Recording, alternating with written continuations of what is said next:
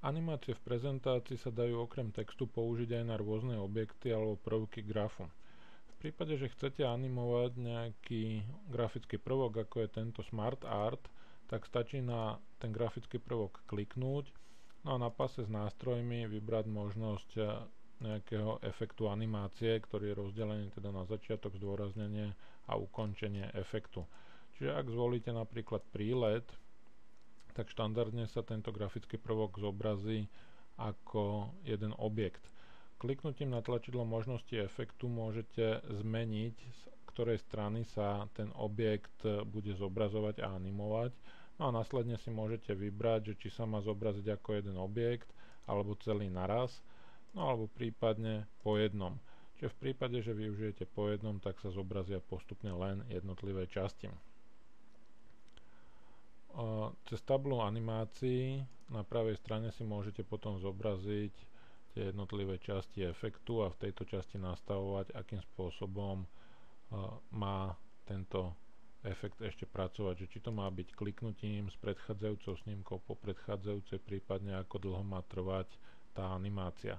Tlačidlom prehrať si ju môžete samozrejme zobraziť. Podobným spôsobom môžete animovať aj graf.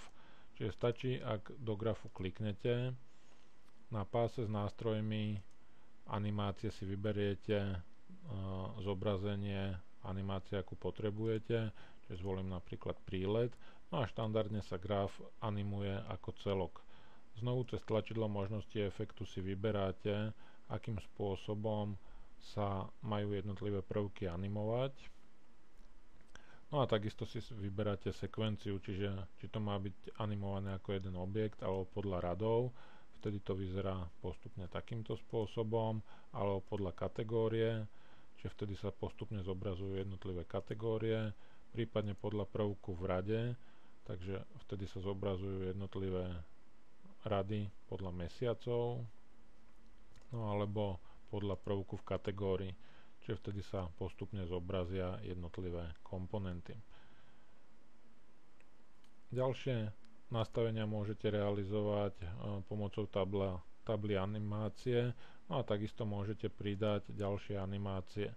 Pri niektorých typoch objektov nie sú dostupné všetky animácie, to znamená, že pri grafe môžete pridať len tie, ktoré sú aktívne, tie, ktoré sú šedé, sa v grafe využiť nedajú.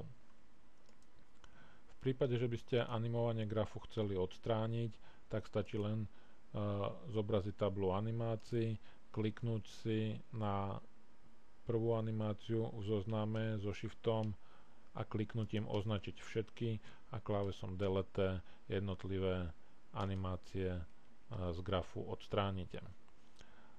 Dôležité je pri používaní animácií držať sa toho, že čím jednoduchšie a prehľadnejšie prezentáciu spravíte, tým bude pútavejšia a nesnažiť sa využiť všetky možné animácie, ktoré sú v PowerPointe k dispozícii.